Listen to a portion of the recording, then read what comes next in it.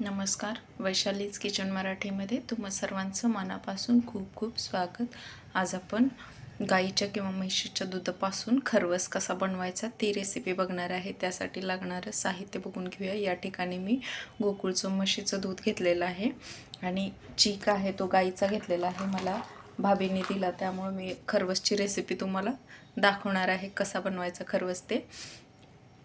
गाय किंवा म्हशीला ज्यावेळेस वासरू होतं ना, त्यावेळेस जे पहिलं दूध असतं ना, तो चीक असतो, त्याच्यापासून खरवस बनवला जातो. तर तो कसा बनवायचा, तो अत्यंत पौष्टिक पण आहे.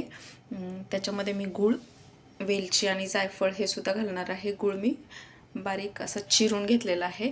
आता मी अर्धा लिटर दुधापासून नाही तर पाव लिटर दुधापासूनच खरवस बनवणार आहे. कारण जास्त प्रमाणात कोणी खात नाही घरात. मलाच खूप आवडतो खरवस, म्हणून मी अर्ध्याच क्वांटिटीमध्ये बनवणार आहे. मी पावशर दूध घेतलं तर पावशरच चीक घेणार आहे. दोन्ही एकत्र मिक्स करायचे. त्याच्यामध्ये हा गूळ आणि वेलची पावडर हे सगळं मिक्स करून छान घ्यायचं आणि मग कुकरमध्ये पाणी घालून त्याच्यामध्ये डब्बा किंवा पातेल्यामध्ये घालून हा 10 मिनटं शिजवून घ्यायचा. 2-3 शिट्ट्या करून घ्यायच्या. मग आपला खरवस खाण्यासाठी तयार होतो. तर आता आपण पुढची कृती बघूया. मी गूळ पातेल्यामध्ये घालून घेतलेला आहे. त्याच्यामध्ये आता आपण बरोबर पावशर दूध घेतलेलं आहे. मी या ठिकाणी गोकुळचं घेतलं आहे दूध मी. तर ते आता आपण गुळामध्ये छान मिक्स करून घेऊया आणि त्याच्यामध्येच आपण चीकसुद्धा तेवढाच घालणार आहे. ग्लासभर दुधामध्ये मी ग्लासभरच चीक मिक्स केलेला आहे. गूळ पण दुधामध्ये विरघळून घेतलेला आहे. तुम्ही बघू शकता हे अशा प्रकारे छान असं मिश्रण तयार झालेलं आहे. थोडासा गूळ जर शिल्लक राहिला आहे असं खाली वाटलं आपल्याला, तर आपण छान पुन्हा ढवळून घ्यायचं आणि छान मिक्स होईपर्यंत असं हलवून घ्यायचं. आता याच्यामध्ये आपण बारीक केलेले जायफळ आणि वेलचीची पावडर आहे ना, ती घालून घेऊया.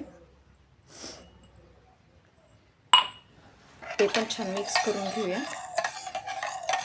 आता ह्या पातेल्यामध्ये हे मिश्रण मी केलेलं आहे, पण कुकरमध्ये हे पातेलं बसणार नाही, थोडं मोठं आहे, म्हणून मी पातेल्यामध्ये पाणी घालून त्याच्यामध्ये हे पातेलं ठेवून देणार आहे आणि आपला खरवस तयार करून घेणार आहे.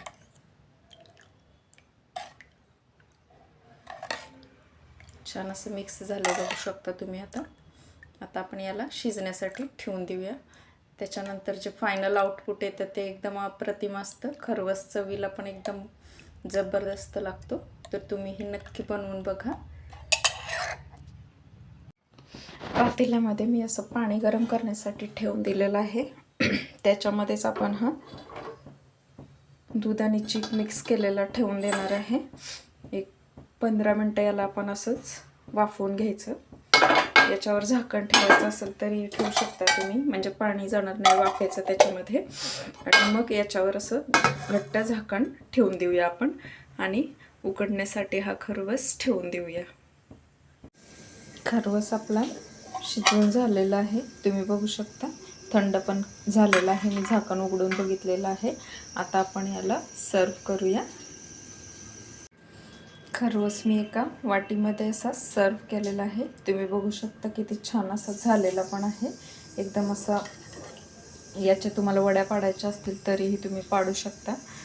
तर तुम्ही ही नक्की बनवून बघा घरच्या घरी. अत्यंत पौष्टिक अशी ही खरवसची रेसिपी आवडली असेल तर लाईक, शेअर, कमेंट आणि सबस्क्राईब करायला विसरू नका. सोबतच बेल आयकॉनही प्रेस करा, म्हणजे तुम्हाला माझ्या नवनवीन रेसिपीज बघायला मिळतील. तोपर्यंत खात राहा.